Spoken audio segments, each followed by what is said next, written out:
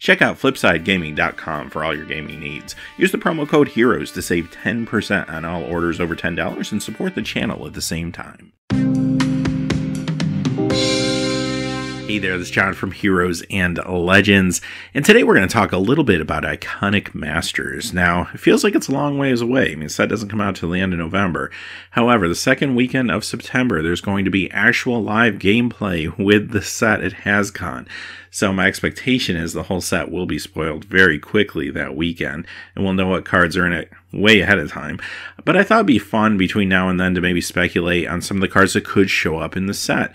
And we don't know a whole lot yet about the set other than Wizards has kind of teased the inclusion of 5 iconic tribes, which includes angels, dragons, demons, hydras, and sphinxes. So I thought today we would talk about some angels. I picked 20 cards that potentially could show up in Iconic Masters and also looked up the current value of one of their more recent printings. So we'll go through all that information for you. Now, quickly before we get started, I'm happy to announce our partnership with Flipside Gaming. You probably saw the tag at the beginning of the video. There's a promo code there for a discount on their website, so check that out. And also, the other ways to support us are still in the description below. You'll find some links to Amazon products. Any purchases there, a small percentage will help us out. And secondly, you'll find our Patreon page below as well.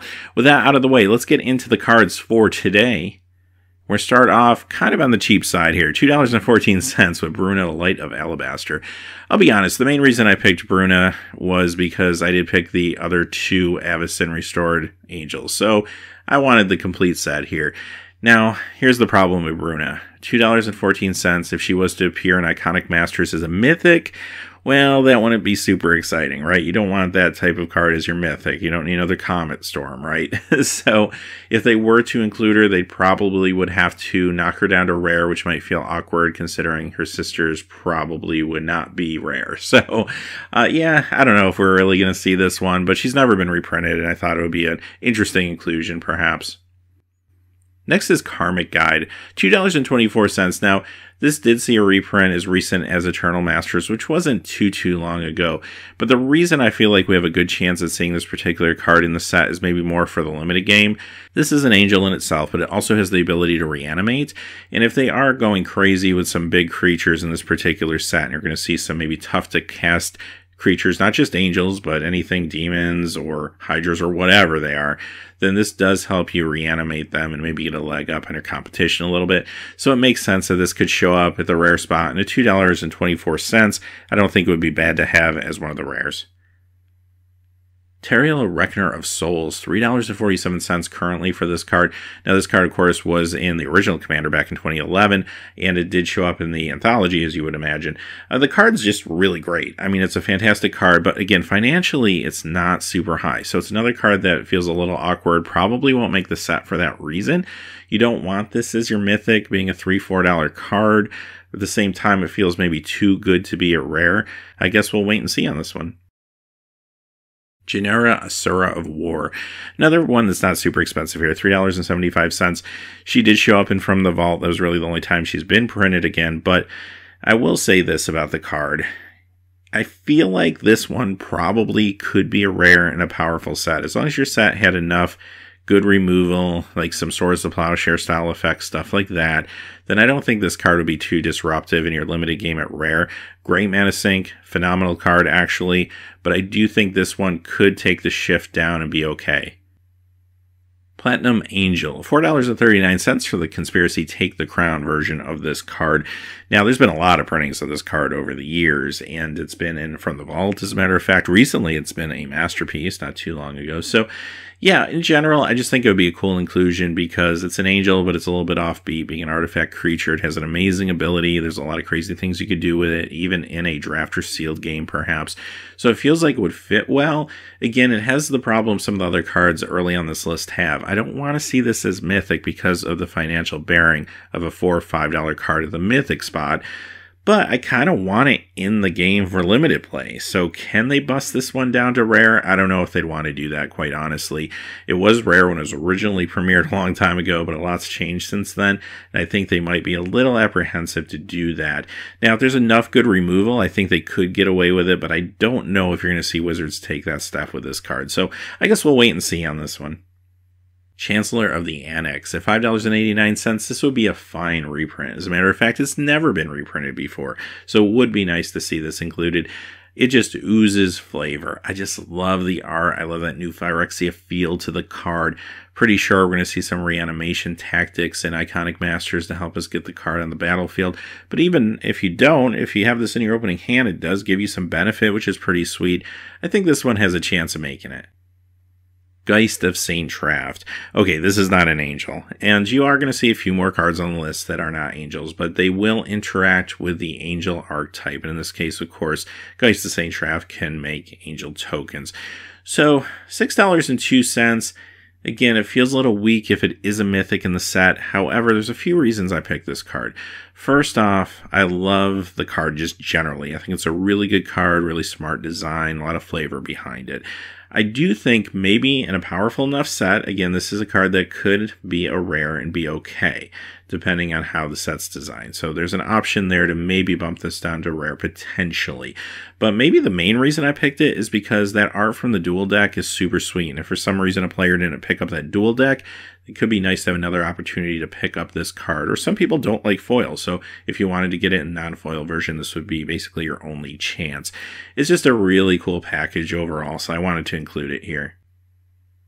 Gisela Blade of Gold Knight. This is the second of the Evison Restored Angels. This one actually did see a reprint in Commander 2015. That's the version that's on the screen here, and that will run you about $6.87. So maybe I'm not comfortable from a financial point of view at seeing this card as a mythic. It's getting close to that territory, but maybe not quite yet. But it is a really good card, so I don't know if I would be completely disappointed if this showed up in the set. I think it is a little too good to get knocked down to rare. I don't really see that happening. But if it were to make the set, I might be a little worried about the price tag as a mythic in a limited set like Iconic Masters, but I don't know. I might give it a pass because it's just a super cool card. Baneslayer Angel. Now we're starting to creep up a little bit. You can get the 2011 version of this, the Magic 2011 version, for $7.46. This was also in Magic 2010. It was also in From the Vault Angels, but it's been a very long time since it was in a regular set release, and that was way back in Magic 2011. So I'm pretty sure we're going to see this one. And will this get the knockdown to rare is the big question for me. It's not, is this going to be in the set? To me, the answer is yes, this will be in the set. But I am curious as to whether they would feel comfortable putting this one at rare, and I think they might. And the reason I say that is because it interacts with demons and dragons as well, which are two of the other key tribes and Iconic Masters. So that's why I think this is a no-brainer to put in the set. And maybe at rare, because I'm sure there's powerful demons and dragons in the set, this could actually be a way to keep those in check a little bit. So that'll be interesting to see what they do with this card. Luminarch Ascension at $7.50 from the first Zendikar. This card's sweet. Now, first off, again, it's not an angel. It's an enchantment that creates angels. I do want to point that out. But this would be a fine rare inclusion. A lot of good value at a $7.50 rare. I'd be happy to see it there. And just power level wise, this card's phenomenal. If you ever had a chance to play with it, I was lucky enough to get this in my pre-release in Zendikar. I did quite well with it. So, fantastic card. I would love to see this one finally get a reprint. Angelic Destiny, another card that's never been reprinted, $7.56. Again, not an angel in itself, but basically turns whatever it's enchanting into an angel. It tries to give it that kind of Baneslayer angel feel to it. It sort of protects itself. When the creature dies, it does return to its owner's hand, so that's kind of nice. And it's nothing earth-shaking. I think this could easily go down to the rare spot without any trouble, and it would be another nice value rare. Sublime Archangel, another card that hasn't been reprinted, $7.83 from Magic 2013. Really powerful card for 4 mana, 4/3 flyer with Exalted. And oh, by the way, other creatures you control also have Exalted. Really, really sweet card. So I think this would probably have to stay at Mythic. Again, maybe it's right on the cusp value-wise, but I would be okay with it. It's just really awesome and desperately needs a reprint. Iona Shield of Emeria. This one's kind of interesting. $8.52 if you pick up the Modern Masters 2015 version. This card has seen a reprint in From the Vault not too long ago. But even with the reprintings, still almost a $9 card at this point. So this would be a great reanimation target in your limited game if you did have a reanimation sub-theme, for example. So if that's the direction they go, I could see this card perhaps showing up again. Maelstrom Archangel at $11.39 from Conflux. Another card that, you guessed it, has yet to see a reprint. This one I feel like has been a big miss. I was really expecting this in front of the Vault Angels. It just never shows up. And it's time. It is definitely time for this card to show up. And I feel like this set makes sense for it. Depending on what the mana base looks like for the limited game, feels like this is almost a no-brainer to put in there because this is a card that can cheat your other stuff into play too. So yeah, just generally, the card's phenomenal. Really, really would like to see this one show up in the set. As a matter of fact, I feel like this has a really solid chance. Linvala, Keeper of Silence. Okay, I tried not to go with cards that have been printed too recently with this exception. So that's why you're not seeing a lot of the cards that are like in current standard or anything today. But this one, I just felt like, okay, Linvala did see a reprint in Modern Masters 2017, but she's still a $12 card after all of that. So I wouldn't be sad to see her show up again.